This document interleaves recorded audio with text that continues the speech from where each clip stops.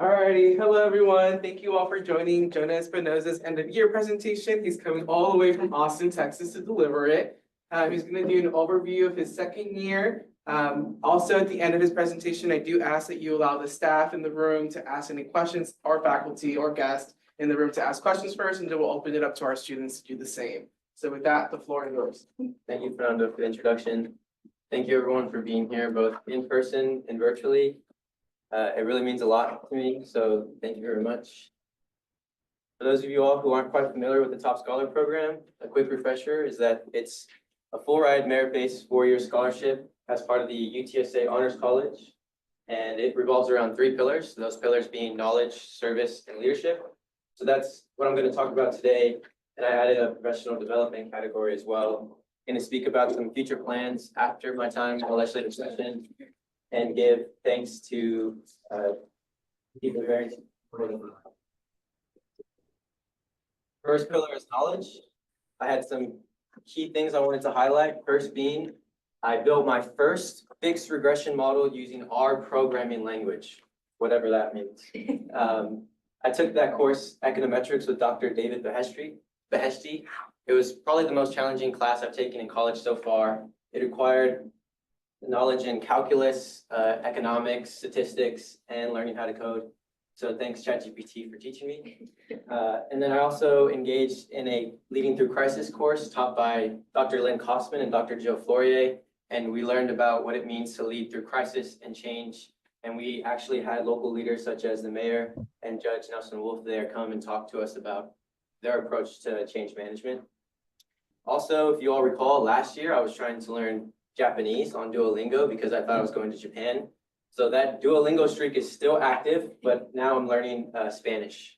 So also got to participate in the Experiential Learning Fair. This is a competition at the UTSA Honors College where students get to talk about an experience they had.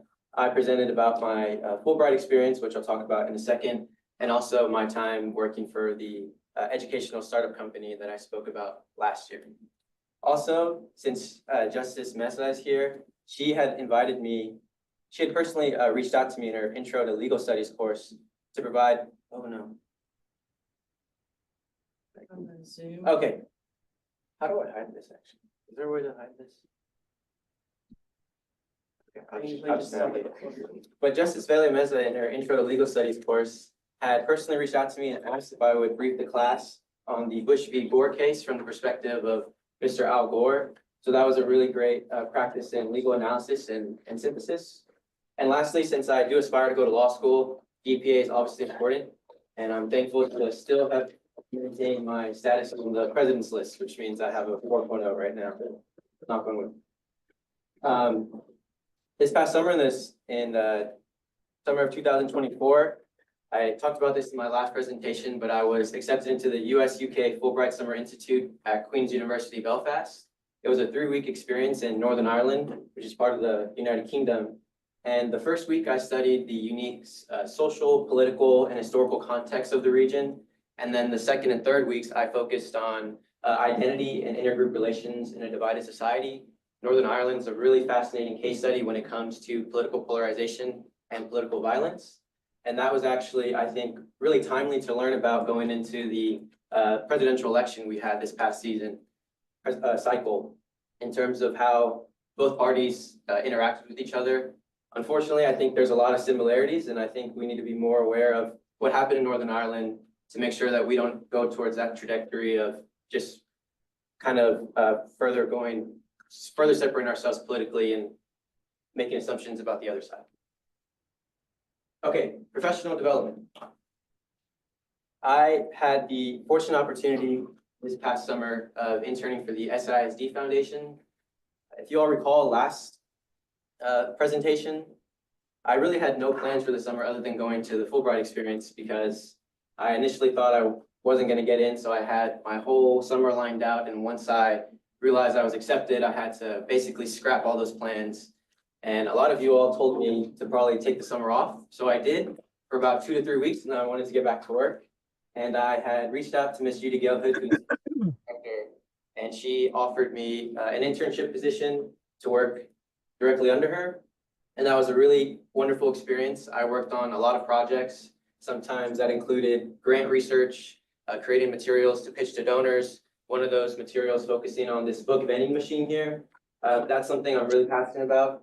It's, schools basically across Texas really struggle with literacy rates right now. And so what this book vending machine initiative is trying to do is to build student libraries at home. And it's supposed to be an exciting opportunity for students, maybe on their birthday or if they're caught doing a good act. And they go to the machine, they put in the token, and they get to select which book they want. And there's a lot of pride in that sense of ownership, and they get to take it home, show their family, and read it. Also, I was able to work with Miss Carrie Smith, who's the Book Buddies volunteer coordinator. And the Book Buddies mission is very much similar to what the book vending machine mission is, and that is to build libraries. So Book Buddies is all about, basically they revamped a school bus into a mobile library. And we have a whole volunteer operation to sort through donated books, load the bus, and then that bus will visit SISD elementaries. And it's supposed to be an exciting Book Buddies visit where elementary kids get to go onto the bus and pick 6 books of their choosing to, again, take home and build those home libraries. Also, when I had initially signed up to be an intern, it was only during the summer, but Miss Judy Gilhood and I had worked on an internship extension, largely, well, for a lot of reasons, but one of the reasons is because I wanted to work on this project right here. We realized that going into this legislative session, public education, finance, and reform is very critical. And so Ms. Judy Gilhood allowed me to go on to a planning meetings. There was multiple meetings with business leaders in the community. And what this event was all about was, for the first time ever, all chambers of commerce across our city came together for an event, unified by the purpose of supporting public education. So I didn't have a monumental role in planning, but I was part of those planning meetings. And to see the event come together and such a strong showcase to really state a message that we need to support our public schools was really important to me. And that happened, I believe, in December. So that was, I loved working here. I loved it. And really the only reason I left is because of the legislative session. Initially, I went into this experience thinking I was going to work on education policy. And, for certain reasons that didn't work out. And Mr. Jason Hassay, the Director of Governmental Relations, had helped me find an internship placement. And I had not known that he sent my resume to the parliamentarian's office. So Mr. Tom Samuels here, who is, I can't find him. Mr. Tom Samuels is the assistant parliamentarian. He had sent me an email offering me an interview. And so before I accepted his phone call, I had to Google, what is a parliamentarian? And I quickly found out that parliamentarians are very critical roles in the House. I like to say that they're the most important office that you've never heard of. In the House, it's different than the Senate rules are different than the House. And in the House, whereas the Senate rules are mostly guidelines, in the House, they're strictly enforced. And the parliamentarian's role is to be almost a referee. So members can call points of order, which essentially means that you think the rules are being violated. And then what happens is when a point of order is raised, all the members will come rushing to the dais. And it'll be the member who raised the point of order in addition to someone they appoint to help them. And it'll be the author of the bill or amendment that they raised a point of order on. And what ends up happening is almost like a mini litigation trial. They're making their statements, their arguments for why the point of order should be sustained or overruled. And then it's up to the parliamentarian to decide whether or not, it's up to the parliamentarian to advise the speaker on what he should do. So that's Speaker Burrows. We're strictly an advising body. We only advise the speaker on what he should do, and it's ultimately his decision. To Mr. Burrows' credit, he respects the parliamentary process, and so actually all the time, he trusts the advice of our body, which is really important. And as you can see here, I get to be on the House floor. Really fascinating experience to see some of the things that the public does not have access to in terms of the conversations that happen, the deals that are being made on the floor, just all the ridiculousness and exciting stuff of politics I get to see firsthand. Okay, leadership. Last year, I talked about my appointment on the Leadership Northside program. I believe Miss Corinne Saldana is here virtually. She's the trustee, one of the trustees of the Northside ISD board. And she had appointed me to be the youngest member of the inaugural cohort, set by Dr. Kraft here. And this is just acknowledging that I graduated from the program. Essentially, what the program is focused on is teaching the community about some of the logistics and challenges that go into operating the fourth largest school district in this public school district in the state of Texas. So it was actually kind of funny. Everyone here, all the graduates kind of brought their, spouses and children, and I brought my parents. During the fall semester, I was also the director of finance for the Top Scholar student organization. And essentially my role was focused on helping fundraise money for certain charities. So this particular semester, we fundraised for the SISD Foundation. Clearly there was no bias there on which charity was selected. And one of the primary fundraisers we had hosted was through Best Fest, which is this big festival. And we sold boba, excellent boba, might I add. And I think we fundraised over $1,000 that day, so that was really great. And also I noticed that we had in our Top Scholar account funds that were already committed to certain charities that we had not yet donated. And so I didn't want to just give them the money in a check. I wanted to make it an exciting event. So I had this plastic check printed out and I wanted to make it kind of a special occasion where Top Scholars would go and show some of the impact that we're trying to make in our community as well. I'm also part of the UTSA President Student Advisory Council. I invited Dr. Taylor Amy, but unfortunately wasn't able to attend. But I did also meet through this opportunity Mr. Carlos Martinez, the President Chief of Staff. He's been an incredible mentor. I believe he's here virtually as well. And he actually helped me prepare for the House parliamentarian interview because he's worked for certain House reps and knows a lot about the process, so gave some really great insight that helps me for my interview. The President's Advisory Council is almost self-explanatory. We help advise UTSA leadership on some of the initiatives that are ongoing and giving our input. Michael there is also on the board, and Patrick as well. Yeah. Okay, service. I'm doing decent on time. So if you all recall, last time I presented, I spoke about my service on the City of San Antonio Higher Education Student Advisory Board. It's a lengthy name, but essentially our goal is to advise the mayor and city council on policy matters of interest for higher education students. And a really unique opportunity presented itself on the board, that is to help co-host the first ever City of San Antonio Youth Budget Town Hall. And what we had realized is that if we want to engage youth and young adults in city government, they have to first learn about the process and what that entails. So what this is all about, or what this was all about, is getting groups ages 12 through 24 to come together to learn about local governance, particularly the budget. What is the budget process? How much money is in our city budget? What dollars are being allocated to what programs? And we actually had a really excellent number of people show up, and it actually made some media attention as well, which was really cool. I actually misspoke on my interview, and I had some funny hate comments on the article. So if you Google it, you could, I think, still see them. But really the main takeaway from this event was there were city leaders who were presenting to youth and young adults, and they all talked about these programs that the city is investing in.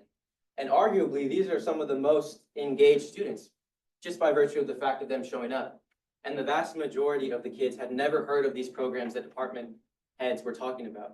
And so clearly there's a disconnect in our city in all of these dollars being allocated towards certain programs, and yet the students that they're trying to serve have not heard of them. So I think we brought awareness to that issue, and it's something that we're going to continue bringing awareness to, especially with the new mayor and city council that's supposed to be elected. There was even ideas of potentially an app that's focused for youth and young adults to engage in city government. Also, fun bonus, at the time I was vice chair, this is Maribel Martinez, who was the chair of the board. We had competed for at the UTSA Roadrunner Experience Showcase. This was a university-wide competition, and we won first place in the group category. Okay, I believe Mr. Dexter Mason is here. He is the executive director of the Change Collective. What the Change Collective is all about is about empowering local leaders to create change in their local communities. And I had the fortunate opportunity of being invited to apply by Ms. Denise Flora here, who served on the board with me, the higher education board. And she encouraged me to apply. I got offered an interview. I interviewed with Mr. Dexter Mason, and I was accepted to the program, and they waived all the program fees for me to participate. And part of the whole Change Collective opportunity is that you engage in workshops to develop a civic action plan. And I want to transition into what my civic action plan actually entails. So currently, through my service on the Higher Education Student Advisory Board, we're engaging the Department of Human Services with the city, in addition to SA Ready to Work, and also all local colleges and community colleges in our city to launch the 2025 Higher Education Student Survey. The goal of this survey, well, first, the reason this survey came about is because we recognize an issue in our city that is educational persistence and attainment. In the city of San Antonio, we lag behind every other major city in Texas when it comes to educational attainment. And I don't think that's because, students in San Antonio are any less exceptional. I think there's just a lot of unique socioeconomic contexts and backgrounds in our city. And we wanted to find a way to identify barriers and then advise the mayor and city council on what are some ways the city can come in to help improve these retention and attainment rates. We're having a mayoral election pretty soon, and a lot of the mayoral candidates in their interviews are talking about, economic development and how critical that is to our city. But tied to economic development is also educational attainment. So I think this is really timely to get these survey results. We've reached statistical validity. The survey expires this Sunday, and then we'll begin data analysis and develop a policy report that will be presented to the next mayor and city council. So it's a really great opportunity to engage the entire city, all students from both private, public, and community colleges to give their input on the change they want to see. Okay, fun announcement. I don't know if I had announced this yet, but I was recently lucky enough to get accepted in as a Sumner's Scholar as part of the Sumner's Foundation. And according to this press release, I had no idea. I was one of 36 undergraduates to nationally receive this scholarship. And I was also told I was the first student from UTSA to win as well. So but the Sumner Scholarship, or being a Sumner Scholar, is really all about having access to an incredible network.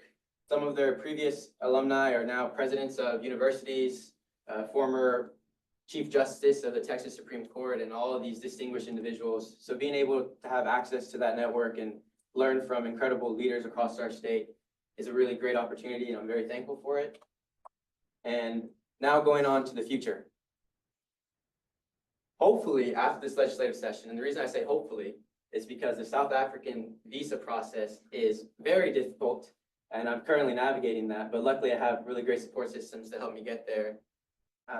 But I hopefully plan in July through November to study abroad at the University of Cape Town in Cape Town, South Africa, particularly focusing on the study of economics through their School of Commerce. But the reason I specifically chose this program is the third-party provider, IES, has an experiential learning opportunity. So what that entails is connecting me with a local nonprofit or organization, and then from there, developing a research project that is going to help that organization further their mission. So hopefully, if everything goes well and goes right, I'd like to partner with, maybe a organization similar to the SISD Foundation, develop some sort of research question and project that would help further the mission of, supporting the education of students in the community. And I thought this was really a critical piece of, making my decision of where I wanted to study abroad, because it's one thing to be a student, but it's another thing to be an engaged member of the community. And I think that's the best way to learn about a culture and immerse myself in an international experience. Okay. Thank you. All the things that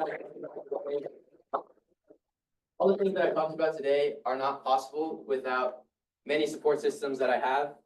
These are the people that I recognize in year one. And really what I want the main takeaway of this presentation to be,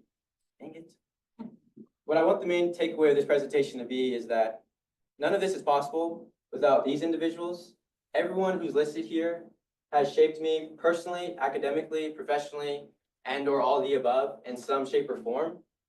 And I really see this presentation as kind of like a celebration for showing, expressing my gratitude for everyone here in person and virtually, because it really means a lot to me, the time and energy and resources that people are investing in me to see me succeed.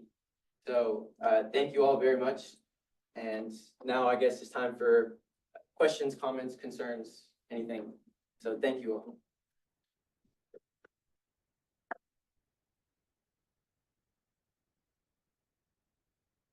So, Jonah, it's been just a pleasure getting to work with you over these last 2 years. You're doing so much, and I really appreciate that about you. You're very intentional about everything that you do. You're making an impact in the ways that you can, and that's the most thing that's super important. And so thank you for all the work that you're doing in San Antonio and the Capitol right now during the legislative session. We just appreciate you. And also, you're going to be a junior next year. I know that hopefully you're going to be, studying abroad, in South Africa, but make sure that you take other scholars with you, right? You're doing all these amazing things and share knowledge and share your wealth because that's super important, specifically as you enter your junior year and then senior year after that. So congratulations on a successful year. Thank you. Dr. Fleury has a comment. Oh. She raised her hand. She'll let. Oh, We should be able to hear. yes, Dr. Flourier? Jonah, thank you for presenting everything. It's, I can very clearly see the through lines of what your civic and intellectual passions are. And I love that you're both focusing intently on that, but then you're also doing something like South Africa. I think that that's really important to both have the depth and the breadth, and you are managing it with your ultimate and expected grace. My question for you is that, in the leadership class, we talked about and saw a lot of different models of leaders. And now that you've been in the legislative session, by all accounts, this has been a particularly hairy one for the legislators involved. And so you've seen good leadership in action and bad leadership in action and everything in between. So I'm really interested in hearing how your idea of a leader has changed, if it has, or if it's really what you believe it to be, just how this Legislative Fellows has shaped how you think about leadership. Thank you for that question. I've definitely seen different types of leadership, both inspiring leadership and just leadership that's quite honestly just disgusting in the Texas Capitol. But I think my definition of leadership, which I don't mind sharing with you all, has not changed. And to me, a leader is simply anyone with influence. So by definition, anyone's a leader. But great leadership is about utilizing that influence to empower others to mobilize towards a cause that is greater than oneself. And I think at the Legislative Capitol, I don't want to go too deep into my thoughts here, but I think sometimes decisions are made that are not about missions that are greater than oneself sometimes. I'll just say that. So I think my definition of leadership is still very much the same. I just have more examples of what leadership is not, I think. Thank you. Yes. So I don't know if you remember, but it's an honor for me to be part of selection that Christy invites me to get to talk during the parent session. And I say one of our biggest benefits of being in the Honors College is seeing you all from afar and being your biggest cheerleaders from afar. So having said that, you've done quite a bit. And when I wrote you back, I said, take care of yourself. So what you've done so much. So what have you done this year to take care of yourself? It seems like you get great joy out of doing service. But what have you done for fun? And what do you plan to do to continue to maintain this high energy to continue to do great things? I do get a lot of joy. And right now I'm particularly tired just because the hours are insane. But what I do for fun is really what's, I think, hopefully encaptured here. It's spending time with people that are important to me, my family and friends. Does anyone know who this is, by the way? Does anyone know who Julia Newman is? Okay, hopefully someone gets that reference. I thought that was fun. Everyone knows who that is, right? Yes. Okay. So really it's just whenever I have free time, it's spending time with my loved ones. That's where I get joy, and that's where I draw my sense of purpose and ambition, I think, is just staying grounded in the people who have raised me and support me along the way. And working out. Yeah, that's important to me too. And when do you have time to sleep? Right now, not much. So for example, Wednesday, so I think I emailed everyone, last week was budget week. And that was Wednesday and Thursday. Wednesday was preparation, Thursday was budget night. So those 2 days alone, I worked 36 and a half hours. And then this week was school voucher week. And I worked, it was until like 2:30, and then I had to be in at like 8 a.m. the next morning, I guess, or the same morning. So I don't get a lot of sleep right now, but it's exciting. Yes. Well, first of all, congratulations. I'm like so not surprised at any of what I'm hearing. The first question is, would you consider running for mayor in 4 years? And you don't have to commit to that right now, but that was the first question. But really, my second question is, you know, as a judge, we take all of the law that is passed in Austin and we just implement it, we, you know, effectuate it. Sometimes, in my own head, I think, what was the legislature thinking when they passed this statute, right? Correct. And so from your experience on the floor, what you saw, did you get the feeling that people come with these bills and it's to fulfill an agenda? Or they're really thinking it all the way through and how it affects everyday people? So the first question, I actually talked about that in my Sumner's interview. They asked me where I see myself in 20 years. And I said, potentially mayor, potentially not. I know one thing for sure is that I want to serve my community. And there's a lot of ways to serve your community other than just an elected position. So I don't want to say it's not off the table, but it's not certainly the only thing I'm focused on in terms of service. Secondly, I think it's really hard to generalize across the entire body what intentions are, but there's definitely external influences that influence the legislative agenda, particularly with this week. You know, the governor and even President Trump had a lot of influence on some of the legislation that was passed. So sometimes it's the decision-making of the body, and sometimes it's just not what certain people want, and it's not going to happen. But I would say most of the time, a lot of members do their due diligence in recognizing the impact that it's going to have on communities. And surprisingly, the House is actually very bipartisan in a lot of ways. And some of it's also very fake. Like the back and forth that you see, it's kind of coordinated, you know it's going to happen. And they're very much friends after the fact. So there'll be, you know, the front mic and the back mic, they're debating in a heated debate. And then right after, they're talking to each other just like they're friends, which to me is confusing because I don't know if I could do that, to be honest. I feel like I'd be so heated. It's like, I don't want to talk to you anymore if you killed my bill or whatever. So I think there's a lot that goes into the legislative process, and it's complex, I think. We have time for maybe one more question. So does anyone else have anything or commentary that they want to say to Jonah? Looks like Mr. Martinez. Yes, Mr. Martinez. Jonah, good to see you, and thanks for including President Amy and me in today's meeting. Just so thrilled to hear about all of your experiences, and so proud of what you're doing to represent UT San Antonio. I don't know that many top scholars have played a significant role in a legislative session as you have. So I think you bring a unique perspective. And you bring unique representation. Just one question, aside from just the accolades of all of what you're doing. So you're getting some experience at the state level, the state governance, and the city governance as well, local, because of your involvement with the mayor's student commission. Where do you find people can have the most impact, at the state level in roles like you're playing, or at the local level?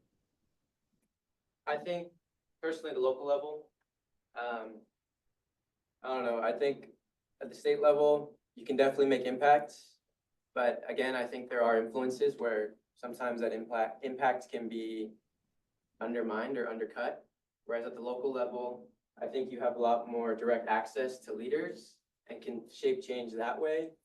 And also, you know, part of the Sumner's scholarship was about self-governance. And I think self-governance is most realized at the local governmental level. And to me, self-government is all about people recognizing their responsibility and the power they have in influencing a positive change that they want to see. And I think that is most readily feasible at local government. Great to hear your perspective there. And again, congratulations on all you're doing. It was exciting to see your all the work that you've done over the past couple of years in Top Scholars. I'm just even 10 times more excited to hear what happens where you're at 10 years from now.